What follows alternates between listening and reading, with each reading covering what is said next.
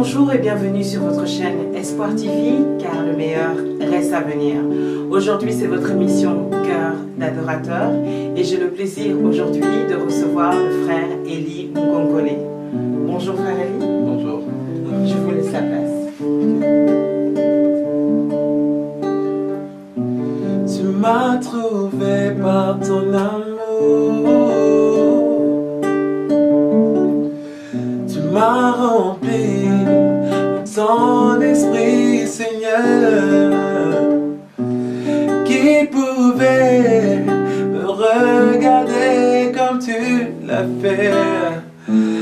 Père de gloire, reçois l'offrande de mon cœur. Dieu de gloire, reçois. Père de gloire, reçois l'offrande de mon cœur. Dieu de gloire, reçois.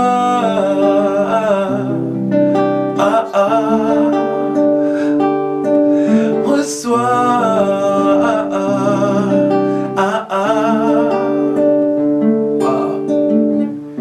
Voilà pourquoi je t'adore. Voilà pourquoi je te loue avec ce chant.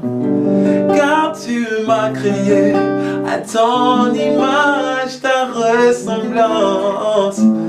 Père de gloire, reçois l'offrande de mon cœur. Dieu de gloire, reçois. Père de gloire, reçois l'offrande de mon cœur. Dieu de gloire, reçois. Dis avec moi, reçois. Reçois.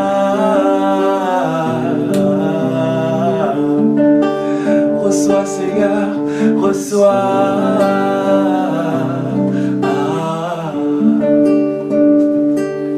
Toute mon adoration pour toi, Seigneur. Toute mon adoration pour toi, Seigneur. Toute mon adoration pour toi, Seigneur. Toute mon adoration pour toi, Seigneur. Encore une fois. Toute mon adoration pour toi, Seigneur. Toute mon adoration. Toute mon adoration pour toi, Seigneur. Toute mon adoration pour toi, Seigneur. Oh Seigneur, oui, prends tout, Seigneur. Oui, prends tout, Seigneur. Je m'abandonne à toi. Je me livre à toi, Seigneur. Yo sopo na yo. Yo sopo na yo. Nami kabina yo kolo.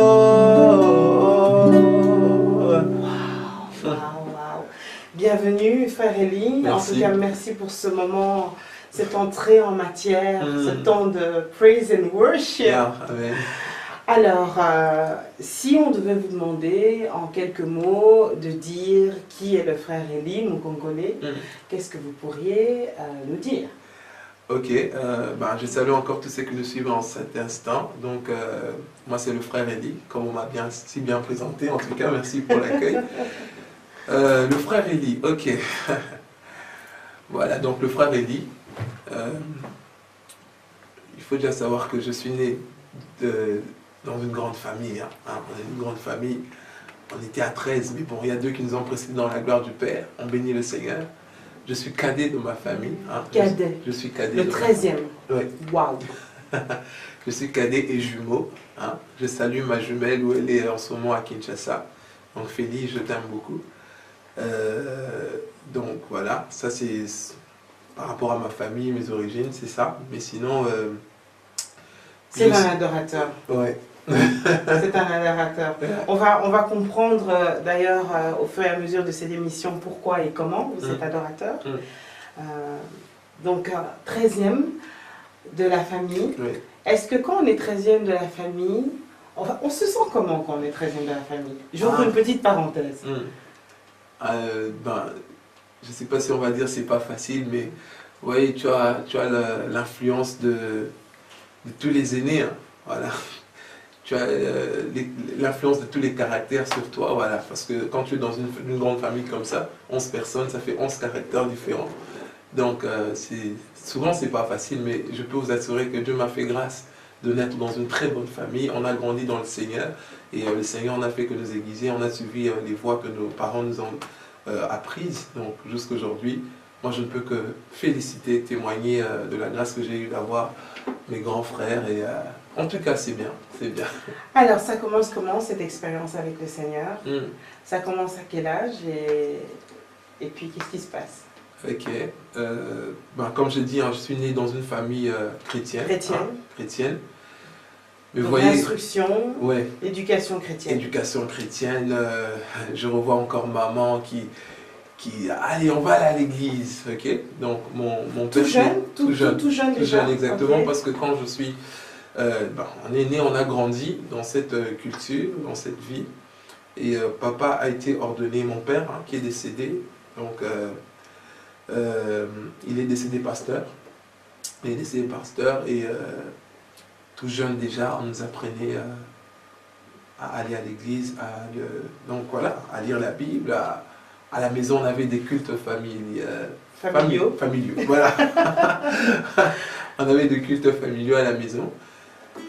Voilà, on entrait même en jeûne et prière déjà très petit. Donc c'est là que, ouais, avec mes soeurs, mes frères, mes parents, vraiment, on a grandi dans ça. Mais ce qui s'est fait, c'est que, bon, en grandissant, bon, comme les gens disent, il y a toujours l'éducation de la maison et l'éducation de la rue. Mais bon, étant petit, personnellement, je ne voyais pas, je n'avais pas ce coup de cœur, cette flamme que j'ai aujourd'hui. Je n'en avais pas en tout cas. Papa pasteur. Et ben, moi, j'aime beaucoup le foot. Hein. J'aime beaucoup le foot. Et depuis mon jeune âge, j'ai fait le foot où j'ai grandi en Bujimaï, en province au Congo, Kinshasa. Et en faisant le foot, voilà. Bon, papa était déjà pasteur, donc voilà. J'étais l'un des petits, voilà. J'étais pas têtu, j'avoue que j'étais pas têtu. J'étais très brillant à l'école, en tout cas, j'étais très brillant à l'école, jusqu'aujourd'hui d'ailleurs, par la grâce du Seigneur. Mais il s'est fait que, en 2007-2008, mon père a décidé, en plein championnat, il a décidé que je puisse quitter donc Bujimaï pour aller poursuivre mes études à Kinshasa. Donc c'était pas facile pour le président de mon équipe, parce que bon, j'étais quand même à l'époque, j'étais le messie de la province. Donc, vraiment, le foot c'était ma passion, j'étais à fond dedans. Et voilà, même si aujourd'hui les gens regardent ma masse, mais voilà, je joue quand même bien aussi. Mais voilà, je suis parti. Alors c'était pas facile, alors le président de mon équipe a essayé de venir voir mon père, mais il a dit, mais non, on est en plein championnat. Laisse-le au moins finir le championnat, vraiment on a besoin de lui. Et il connaît, le président de mon équipe savait vraiment la vie que j'apportais, pas seulement dans le jeu, mais dans la communion fraternelle. Je savais rassembler les gens, il me responsabilisait, j'avais déjà cette mentalité, cette culture. Et quand je suis arrivé à Kinshasa, bon, moi je me suis dit, bon, comme mon père m'a envoyé à Kinshasa, là je joue en province, et quand vous jouez en province, vous rêvez normalement, donc je rêvais aussi aller dans un grand club, vraiment c'était mon rêve. Et quand je suis arrivé à Kinshasa, moi je me disais, bon, je vais, voilà une occasion s'est ouverte pour moi pour que je puisse jouer dans un grand club. Et quand j'arrive à Kinshasa, mais le Seigneur, c'est en ce moment qu'il a mis un déclic dans ma vie. Et c'était où? C'est qu'on appelle souvent répétition. Mais moi, j'ai jamais appelé ça répétition, parce que c'est là que j'ai donné ma vie au Seigneur Jésus-Christ. Alors, le chant, ça commence quand? Ça commence à ce moment-là? Au fait, le chant, comme j'ai dit, on a grandi dans cette culture et dans le culte familial. Et puis, bon, mes sœurs déjà chantaient. Mes sœurs, mes grandes sœurs, Anto, Christine, en tout cas, la majorité de... On a ce don. C'est l'une des grâces que le Seigneur nous a faites, c'est de chanter. En tout Et cas. même vous, en tant que footballeur, vous chantiez. Exactement, Wow. parce que... Quel contraste. Je chantais, mais... Ouais, c'était un passe-temps. J'avais pas... je chantais. Avant de passer à l'étape où ça devient vraiment un appel et une vocation, vous chantiez quoi à cette période-là, à ses débuts? Chantez-nous un peu un des chants que vous chantiez à votre conversion, je dirais. Ok. Par exemple. Je me rappelle, il y a un chant... non, je mis. Je me rappelle, c'était un moment. Ce chant. Je me rappelle, c'était. Oui, exactement. Je me rappelle que c'était un moment où mon père, d'ailleurs, traversait des moments compliqués au travail. Et c'était dans des cultes comme ça. Et un jour, on m'a juste responsabilisé pour conduire, je vois, à la prière. Et j'ai commencé avec ça. Je me rappelle, c'était. Ouais. Zambinanga pesa yonini. Na pesa yonini, Zambi nanga na pesa Yahweh, ngai na pesa yonini. Oh Yahweh, ngai na pesa yonini. Et puis je me rappelle que j'avais enchaîné avec Boya e toyembela, Boya e toyembela kolo Zambe nangoya, Yahweh azali malamu, Yahweh azali malamu. Vous nous ramenez loin à la bonne époque là. Ma voiture. Donc voilà. Voilà, exactement. Donc toutes les bénédictions sont à nous et c'est comme ça qu'ils vont chanter, je me rappelle. Et c'était fort. Je me revois encore très petit. Alors, il y a un moment donné où Dieu vous dit, ok, ça va devenir une vocation, ça va devenir un service, un ministère. Vous l'apprenez comment? Alors, c'était, donc comme je dis, en pleine répétition. Donc, c'était même le jour même où je suis arrivé à Kinshasa. Donc, ma sœur Anto m'a dit, bon, Elie, si Elie s'ennuie, parce qu'elle m'avait laissé à la maison, si Elie s'ennuie, emmenez-le à la répétition. Exactement, Dieu a fait que je me suis ennuyé. Et j'ai demandé, bon, conduisez-moi un peu à la répétition où elle est partie. Et quand je suis arrivé, waouh, j'entre dans l'assemblée. Ils étaient en train de répéter, c'était juste waouh. Je n'avais jamais senti une telle présence. Franchement, c'est des choses qu'on n'explique pas, qu'on vit au fait. C'était fort. Et ce chant m'a toujours bouleversé. Ce chant m'a toujours bouleversé. C'est le chant. Il chantait au fait.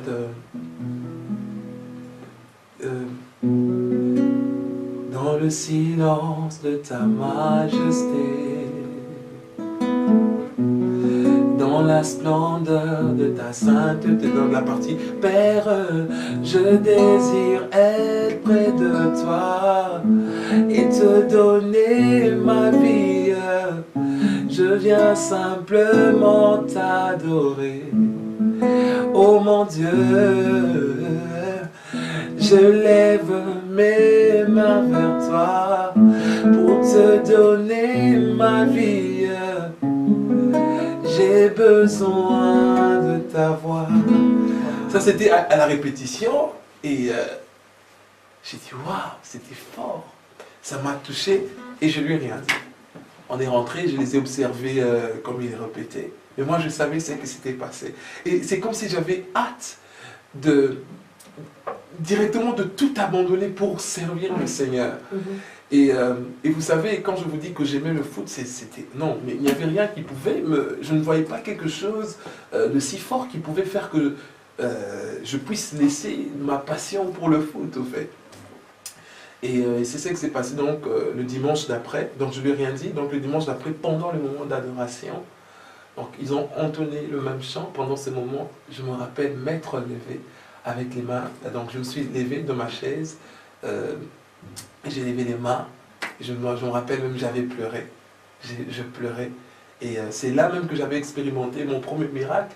Parce que vous voyez, quand j'étais dans une province avant et quand je suis arrivé à la capitale, l'école scolaire avait commencé, donc il fallait qu'on me trouve une école et on me disait que partout c'était impossible. Bon, c'était pas possible, c'est vraiment les gens.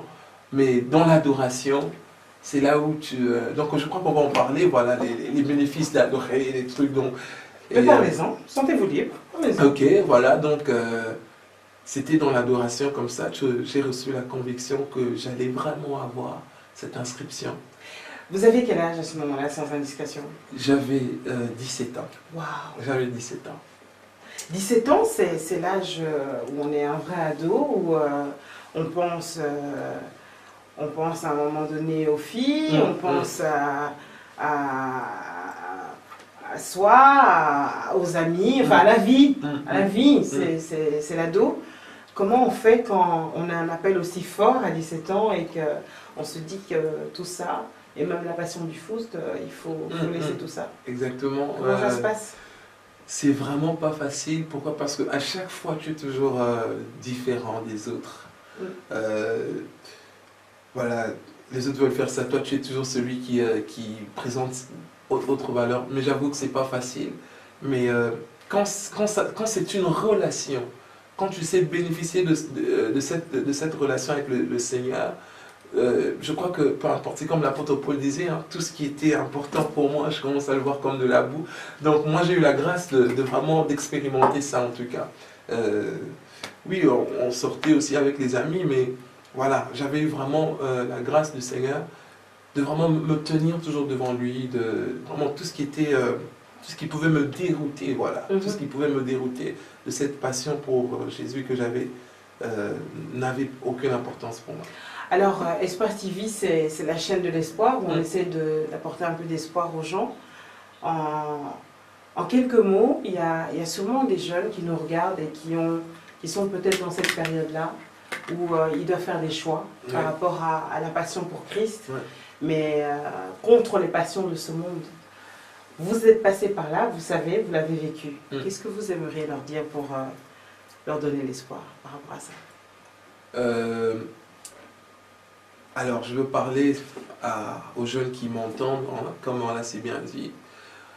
C'est un choix délicat, ok? C'est vraiment très précieux ce choix. Pourquoi? Parce que la Bible elle-même dit que je place devant toi deux chemins, en tout cas, la vie et la mort. Mais j'aime le Seigneur parce qu'il nous souffle à l'oreille et nous dit de choisir la vie. Et je suis un témoignage de ce choix. Je peux vous dire que ce n'est pas facile, je le sais. Il y a un grand prix à payer. Ah, je ne veux pas mentir, mais ce n'est pas facile. Mais ce qui est sûr, c'est que c'est un choix pour lequel on ne regrette jamais ou en aucun jour. Pourquoi? De un, parce que quand je sers le Seigneur, déjà, il ne paye pas. Le Seigneur ne paye pas, mais laissez-moi vous dire que le Seigneur bénit. C'est au-delà d'un salaire, c'est au-delà d'une rémunération mensuelle. Non, non, non. Le Seigneur lui bénit. Donc, au fait, quand j'ai choisi le Seigneur, j'ai vu ma vie prendre de l'envol.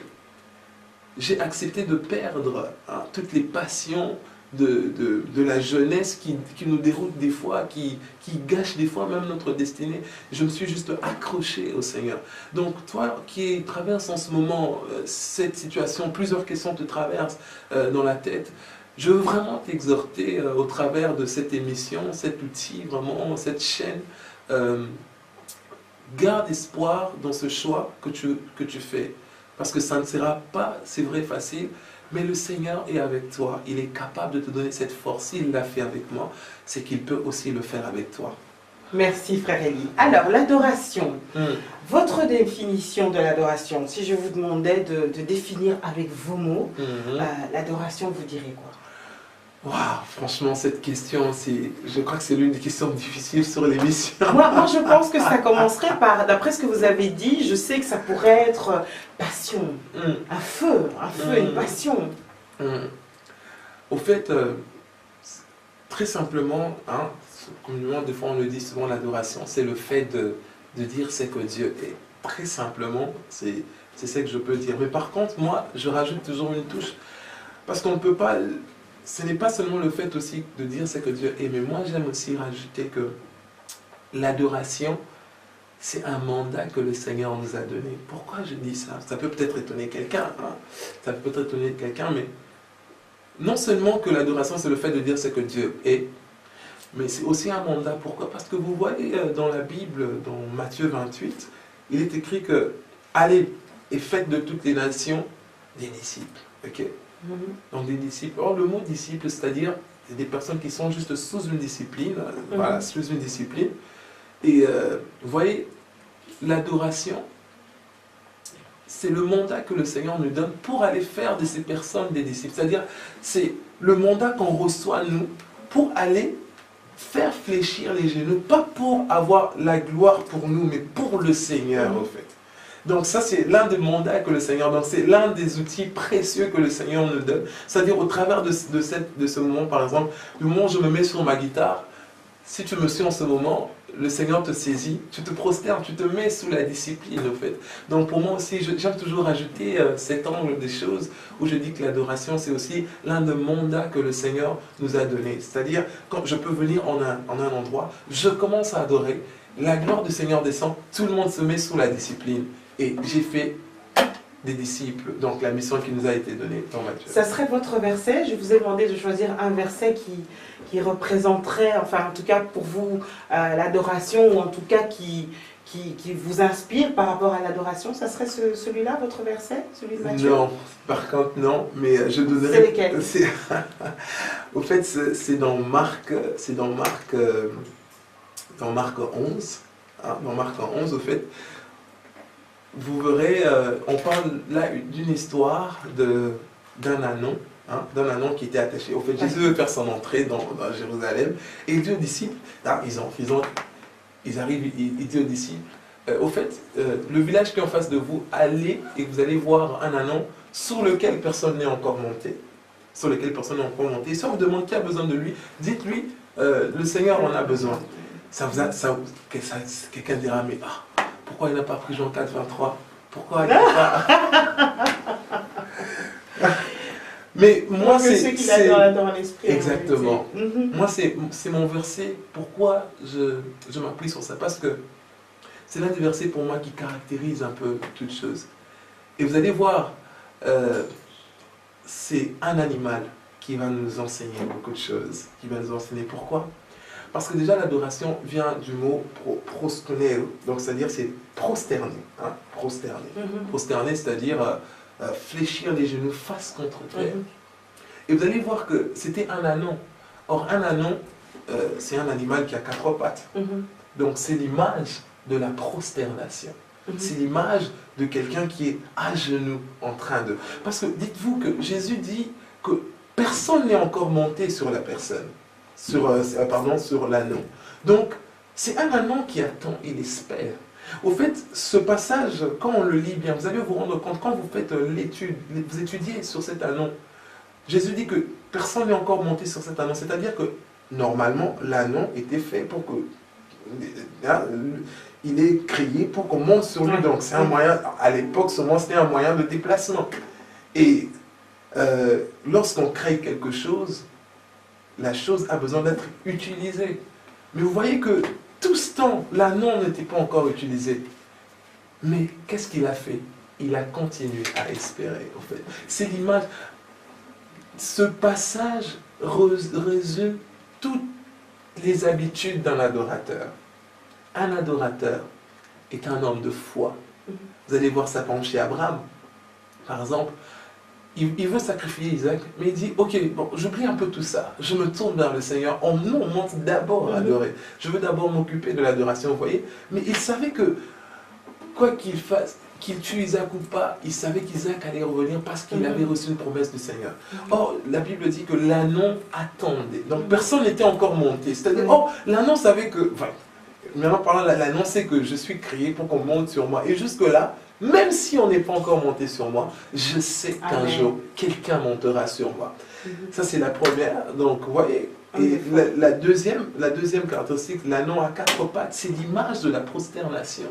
L'image de la prosternation. Donc, se prosterner, c'est fléchir les genoux. J'ai la face contre terre, mes 2 mains sont par terre. Et quand j'ai cette position, c'est les 4 pattes. Donc, c'est l'image de la prosternation. I give myself away. I give myself away. Okay. Je me livre totalement. Je me livre totalement.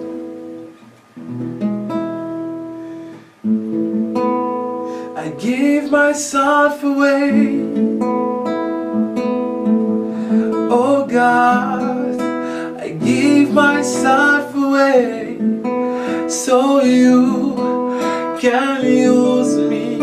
I give myself away. Oh God, I give myself away so you can use me. Je me livre totalement, Seigneur, je me livre totalement. Tu peux m'utiliser, je me livre totalement, Seigneur, je me livre totalement. Tu peux je me livre totalement. Je me livre totalement. Tu peux m'utiliser. Me voici devant toi. Ma vie est entre tes mains. Je veux voir tes désirs se révéler en moi, Seigneur. Je me livre totalement. Je me livre totalement. Tu peux m'utiliser. Wow. On revient un peu au parcours du jeune footballeur converti. Donc il y a ce fameux culte où vous êtes bouleversé, vous comprenez qu'il y a un appel particulier à servir Dieu dans ce ministère de louange, de chant, d'adoration. Et puis ça évolue comment? Parce que vous chantez bien, il faut le dire. Alors souvent il y a un problème aussi, c'est que soit on dit c'est plus important la technique vocale, ce qui est important c'est la technique vocale et pas forcément la personne qui chante, et d'autres disent mais non, la technique vocale c'est secondaire, ce qui est important c'est la personne qui chante, parce qu'on n'est pas seulement chanteur, on est adorateur. Vous vous placez où et vous exprimez ça comment? Qu'est-ce qui est le plus important? Ok. Je ne sais pas si on peut directement répondre comme ça, qu'est-ce qui est le plus important, hein, mais dans mes arguments... Selon votre parcours, la manière dont ça a évolué, donc revenons un peu justement à comment ça a évolué pour que vous deveniez, je ne vais pas dire un pro, c'est un peu bizarre, mais quand même un pro. Ouais. Ok, déjà c'est un don que j'ai reçu du Seigneur, donc je n'ai pas suivi ni des cours à aucune académie, donc même instrumental ou... Pardon? Ah bon? Oui. Vous jouez comme ça là? Oui. Waouh. Je joue comme ça, donc le Seigneur m'a fait grâce de jouer aujourd'hui les guitares, le synthé, la batterie. Attendez, vous n'avez pas appris? Non, j'ai pas appris. Vous vous êtes réveillé un jour et paf, ça c'est venu? Moi j'ai toujours dit que, vous voyez, quand les pompiers par exemple sortent pour aller sauver des vies qui sont dans le feu, ils ne vont pas sortir sans l'eau. Ils ne vont pas sortir sans l'eau, et moi je crois que c'est ce que le Seigneur a fait aussi dans ma vie. C'est comme ça que j'arrive à l'expliquer. Parce qu'avec mes propres mots, je ne pourrais pas l'expliquer.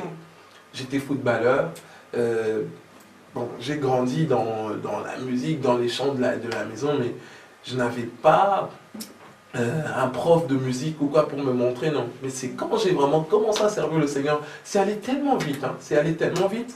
Il m'a donné une capacité de capter les choses, au fait. Mais par contre, c'est vrai, j'avais des aînés, par exemple le mari de ma grande sœur, qui jouait déjà un instrument, et quand je le voyais faire, j'avais la capacité de reproduire, au fait. J'avais la capacité de capter et de reproduire. C'est vrai qu'on part toujours de quelque chose, mais j'ai reçu aucun cours, donc c'est vraiment, Dieu m'a fait grâce, et je suis ce que je suis. Aujourd'hui, on voit des gens qui chantent très très bien, pour revenir à ma question précédente. Oui. Et pourtant, j'ai l'impression que par rapport au chant qu'on chantait tout à l'heure, old school, de l'ancienne époque, il y a quelque chose qui a été perdu, même si au niveau qualité, elle est extraordinaire aujourd'hui. On a des voix extraordinaires. Mais est-ce qu'au niveau de la qualité du chant, peut-être de l'expression du chant, de l'expression de l'adoration, on n'a pas perdu quelque chose sur la route?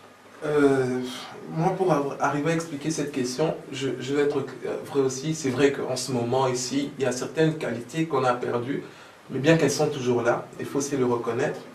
Mais un jour, un homme de Dieu nous faisait réfléchir. On dit, par exemple, vous voyez, aujourd'hui, tout le monde dans les églises, ils ont les tablettes, en pleine prédication. Ils ont les tablettes, on donne tel verset, tout est dans la tablette. On a perdu l'habitude aujourd'hui d'avoir simplement une Bible, en fait, dans laquelle tu peux souligner un verset, tu peux garder ce verset dans le cœur. Or, vous voyez, l'inconvénient de lire, par exemple, dans la Bible, dans la tablette, la Bible dans une tablette, c'est que je peux voir un verset, mais pour vraiment garder ce verset, il faut copier ce verset, aller l'emmener là. Donc, des fois, c'est des habitudes qu'on perd, vous voyez, et c'est comme ça aussi dans le chant. Aujourd'hui, la technologie aussi a tellement aussi évolué. Il y a beaucoup de facteurs qui sont entrés en jeu qu'on a perdu certaines habitudes qui nous gardaient simples, en fait. C'est pourquoi vous allez voir des fois, il y a des chantres qu'on découvre. Son premier album, par exemple, ah, il était simple, il était bien. Mais plus, il veut aussi, vous voyez, il veut perfectionner la chose. En fait, on perd la bonne qualité quand on commence à vouloir plaire, en fait. On ne veut plus se laisser conduire. En tout cas, c'est toujours ma prière. Vraiment, le Seigneur me connaît, il voit. Ma prière, c'est que le jour où je mettrai un CD sur le marché, ou voilà, où je sortirai des chants, que je sois le plus simple possible. En tout cas, la simplicité, on peut la ressentir chez vous. Pourtant, il faut dire que vous êtes un lead vocal dans une église très très grande et très très connue. Comment on fait pour rester aussi simple, malgré tout? Comment on fait pour garder la tête froide? Le secret, franchement, je vous avoue que le secret, c'est le Saint-Esprit. Galates 5, on connaît les fruits de l'Esprit. J'ai toujours fait un effort de toujours, vraiment, par la grâce du Seigneur, me conformer à ses valeurs, en tout cas. Et à l'église où je suis d'ailleurs un pratiquant chrétien, on a les valeurs, nos valeurs à nous, c'est Christ. Donc c'est la consécration, H, l'humilité, R comme le respect, I, l'intégrité, S, le service, et puis le T, la transparence. Donc j'essaye de me conformer à tout ça, les fruits de l'esprit, à ces valeurs, et par la grâce du Seigneur, du Saint-Esprit, on y arrive forcément. Ok. Le personnage, parce que le temps file, pour moi c'est comme si on venait de commencer, mais malheureusement ça file. Le personnage de la Bible que je vous ai demandé de choisir, qui pour vous est l'adorateur par excellence, ça serait qui? David? Moi je dirais, pourquoi je... C'est vrai que David, ouais, tout le monde dira, parce que vous voyez les gens, souvent les gens, ils limitent l'adoration à un chant. Or moi dans mes exemples, même quand j'ai la grâce d'apporter la parole, une exhortation dans différentes rencontres, moi mes méditations c'est plus, j'ai toujours un objectif de montrer aux gens que c'est au-delà du chant. Pour moi, l'adorateur vraiment, c'est cette femme qui vient briser le vase. Waouh, oui, bien sûr. Bien Pour sûr. moi, c'est cette femme. Son meilleur parfum. Oui, son meilleur parfum. Toute moi, sa vie. C'est vraiment lui. Je te la donne. Toute ma vie, je te la donne. Exactement, ouais. Exactement. Donc moi, c'est ça. Et c'est là aussi quand tu médites sur ça, tu vois les bénéfices de l'adoration, tu vois le bénéfice de jouir de la communion de l'adoration. Parce que vous verrez qu'elle a été la seule. Jésus, tous les disciples se sont plaints lorsqu'elle a brisé le vase. Mais Jésus dit non, elle ne l'a pas fait pour rien, elle l'a fait pour quelque chose. Donc je serai, voilà, crucifié et tout. Donc elle a apporté le parfum, elle l'a brisé c'est l'image de ce qui arrive. Donc vous voyez que l'adorateur peut se projeter. Dans l'adoration, on peut se projeter. Le problème que j'ai aujourd'hui, je peux aussi me projeter, le voir autrement dans l'adoration. Donc ça ne s'arrête pas au niveau d'un chant, ça va au-delà du chant. En fait. C'est pourquoi quand j'ai l'occasion de parler comme ça, je ne prends pas souvent David parce que tout le monde va penser qu'il jouait de la harpe, c'est ça l'adoration. Mais moi j'aime toujours qu'on aille au-delà, qu'on voie au-delà. C'est une relation, c'est une vie de chaque jour. Ah, voilà, c'est un peu ça. Le chant, vous avez parlé du chant. Le chant est une expression d'adoration, nous le savons. Ce n'est pas toute l'adoration, nous le savons également.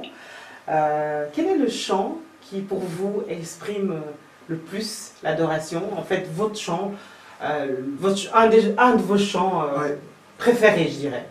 Ok. Et pourquoi?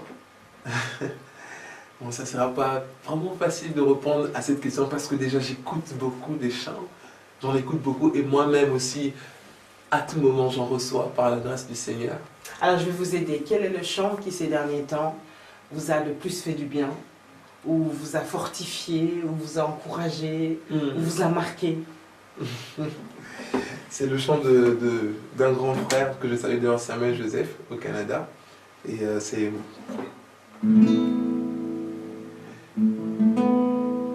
Les yeux fixés vers toi, j'oublie les problèmes autour de moi pour t'adorer mon roi, être guidé par toi. Les yeux fixés vers toi, j'oublie les problèmes autour de moi pour t'adorer mon roi, être guidé par toi. Je veux t'adorer, t'adorer. Je veux t'adorer, t'adorer. Je veux t'adorer, t'adorer. Seigneur, t'adorer. Je veux t'adorer, t'adorer. Je veux t'adorer, t'adorer. Je veux t'adorer, t'adorer. Seigneur, t'adorer. Vous vouliez nous priver de ça? C'est pas gentil. Alors ce chant, parlez-moi un peu de ce chant. Ça fait du bien d'entendre ça. Exactement, ça fait du bien. Donc quoi qu'il arrive, on adore tout simplement. Quoi qu'il arrive, on adore. Et je me rappelle quand j'ai découvert le chant, et le week-end, je crois d'après, je conduisais la louange à l'église. Et je n'ai pas hésité de le programmer dans le répertoire, parce qu'il me parlait personnellement aussi. Il me parlait, et je me suis juste inspiré de l'expérience qu'a traversé Abraham, en fait. Comment ça se fait qu'il a un sérieux problème? Attends, mais le fils qu'on lui a donné, le seul, qu'il a eu déjà dans des conditions difficiles, avec tout ce qu'on peut dire, il était vieux, avancé en âge. Mais imaginons qu'il devait rentrer à la maison pour dire à sa femme que, au fait, le fils, je l'ai sacrifié. Mais non, c'est impossible. C'est dans des tels moments que nous tous, voilà, humainement parlant, on a envie de crier, de pleurer. Mais Abraham, il a un réflexe, au fait. Et le réflexe qu'il choisit de faire, c'est d'adorer. C'est pourquoi je ne sais pas, peut-être ceux qui nous suivent en ce moment ici, quel moment ils peuvent, quel que soit le moment que vous traversez, l'un des bons réflexes qu'il faut avoir, c'est de choisir d'adorer. Comme Abraham. Dans Genèse 22, vous pouvez lire, vous allez voir que ce n'était pas facile pour lui. Souvent, ça semble aussi facile. Mais l'un des réflexes qu'on doit avoir dans l'adversité, parce que dites-vous que l'adoration aussi, c'est une arme efficace. Donc, c'est l'un des réflexes qu'on doit avoir, parce qu'on est adorateur. Donc, voilà, ce chant m'a parlé, et ça tournait dans mon esprit. Les yeux fixés vers toi, j'oublie les problèmes autour de moi. Ça n'a aucune importance. Ça n'a aucune importance. Parce que je veux t'adorer. Au fait, je donne un exemple. Vous voyez, à Kinshasa, par exemple, d'ailleurs, c'est un aîné qui disait, quand il abordait encore sa femme, son épouse actuelle, il racontait, au fait, il me dit, des fois, on s'est rencontrés à des endroits salubres. Au fait, au coin de la rue, il y a même une poubelle. On se cachait. pour que voilà, que ça soit quand c'était pas encore connu de tous. Mais des fois, l'endroit où vous êtes, ça peut sentir même mauvais au fait. Mais du moment, parce que juste tu l'aimes au fait. Voilà. Tu ne considères même pas que le moustique t'a piqué au fait. Ouais. Au fait, c'est ça l'adoration. Lorsque j'adore, je suis, avec le Seigneur, on est un au fait, on communie avec lui. Ouais. Je communie avec lui et tout ce qui est autour de moi m'importe peu. Problème, maladie, quoi, hein, la disette, non, je suis focalisé sur lui. Et dites-vous que la Bible dit qu'il siège dans la louange de son peuple. Le problème, c'est qu'à chaque fois que, quand Dieu, des fois on l'appelle, intervient. Mais quand il vient, directement on lui présente le problème, en fait. On lui présente la chose. Et il ne s'est même pas assis, il ne s'est même pas, on ne l'a même pas montré là où il doit s'asseoir sur la louange et l'adoration. On n'a pas fait. Et vous verrez que c'est ce que Marie et Marthe, au fait, lorsque Lazare est mort, quand Jésus est venu, le réflexe que Marthe a eu? Marthe, elle a fait quoi? Directement, elle a dit, Jésus, si tu étais là, Lazare ne serait pas mort. Ah non, vraiment. Ah. Mais quand Marie est venue, le réflexe qu'elle a eu, la Bible dit qu'elle s'est prosternée. Au fait, je viens vraiment encourager quelqu'un qui nous suit en ce moment de choisir le bon réflexe, celui de l'adoration. J'ai pas envie que ça se termine, mais malheureusement, toute bonne chose a une fin. La Bible nous dit qu'il vaut mieux la fin d'une chose que son commencement. Ce qui est sûr, c'est que ce n'est qu'un début. Et on va se retrouver sur ce plateau. Je l'espère. Je vais emprunter votre guitare. Okay. En tout cas, je vais la tenir quelques secondes. Parce que je vous ai demandé de signer, d'inaugurer notre livre d'or et d'écrire une phrase qui, pour vous, pourrait exprimer votre adoration.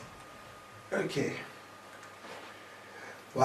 Ça sera votre mot de la fin. Ça peut être un mot, ça peut être deux mots. Bon, une phrase, il faudrait quand même un verbe dedans, mais... Ok.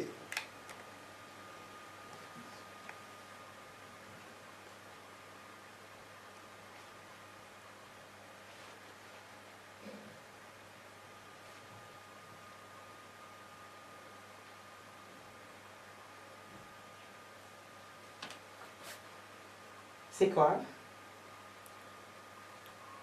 Je suis en équilibre dans l'adoration. Waouh. Que debout. Waouh.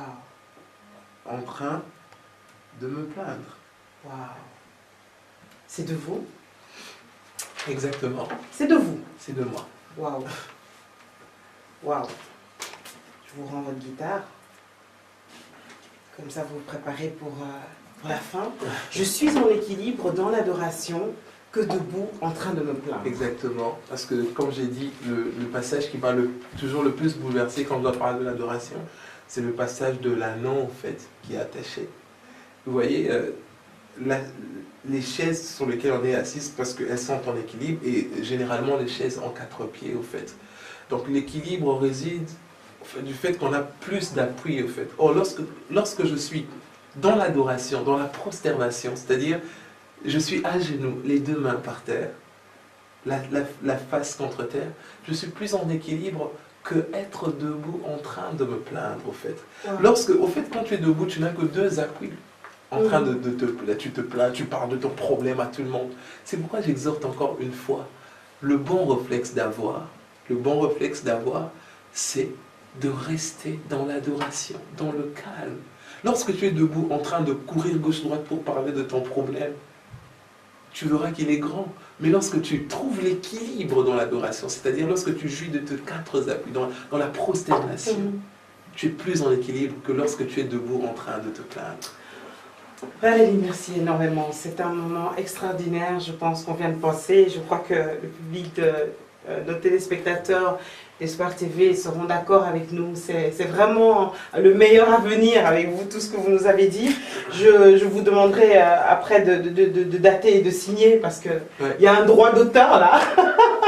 On a un droit d'auteur pour cette phrase. En tout cas, merci beaucoup. Je vous souhaite beaucoup de moments encore bénis, d'adoration et de louange, et que celui qui siège au milieu de l'adoration et de la louange de son peuple puisse siéger par rapport à une de vos prières et prendre une bonne décision pour vous.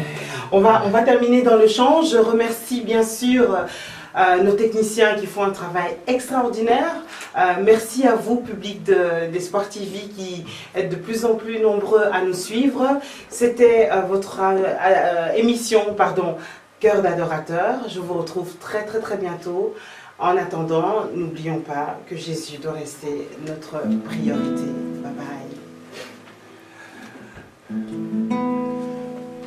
We worship you.